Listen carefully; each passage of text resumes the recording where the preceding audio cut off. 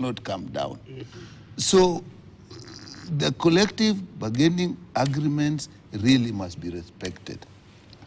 I saw on TV the minister saying that that document was signed while I was not there. There's a big principle of governance that is being disrespected there. Governments exist in perpetuity.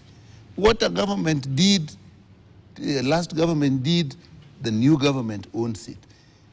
If it were not so, why would we be paying loans that were taken? To me, the bargaining agreements, a legal one like this one that went to court, is a legal document that binds the government, just like a loan that we borrowed from whichever binds us. Are we not saying we cannot pay those loans because we were not in that government? So the bargaining, collective bargaining agreement should actually be implemented.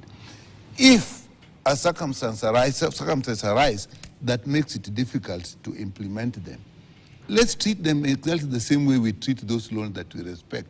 Sit down and discuss with the parties that were involved and now restructure.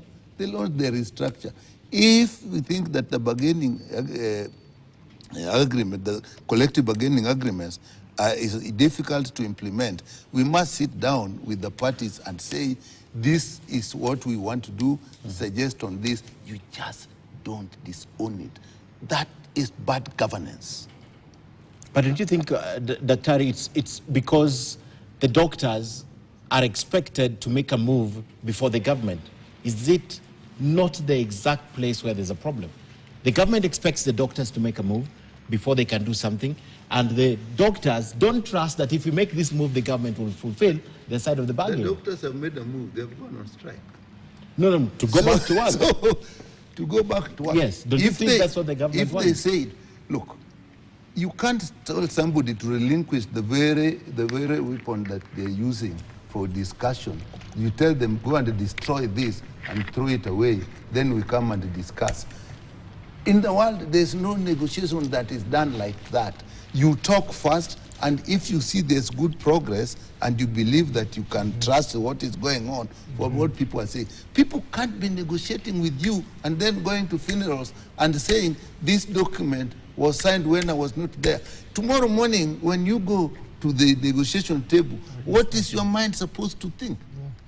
This is the person I was talking. He's in a funeral. He's saying, this document was not there. They are out there saying, how can interns be earning 206? These are things that will not happen. But you are sitting there and negotiating. Let me tell you, me, I see a bigger problem of governance. What you are seeing in the health sector is everywhere.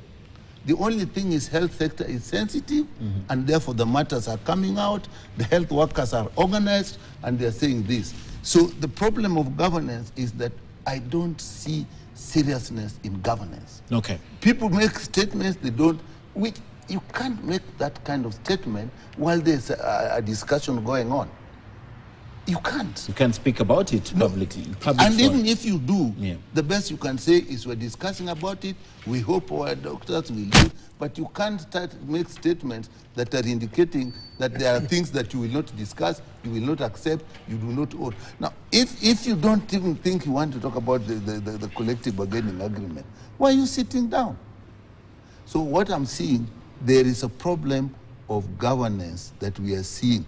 Now, he has just told us something, that they seem to have been doing hell with the head of service. And the head of service goes away, and the deputy comes in, who is a former governor, and then things break.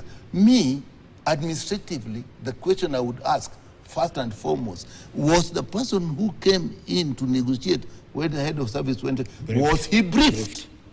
If he was briefed, bad governance. If he was not briefed, bad governance. And it is these small things that are making people, you know, I feel very bad. When you talk these things, a lot of people think they're paper. That collective, they think it's paper. They don't know that behind these discussions, people are dying. Saturday, a child who had gone to Kisumu twice For treatment? Died, nearly died in my house. They come to me. They know I'm no longer practicing, but you are a doctor. What can you do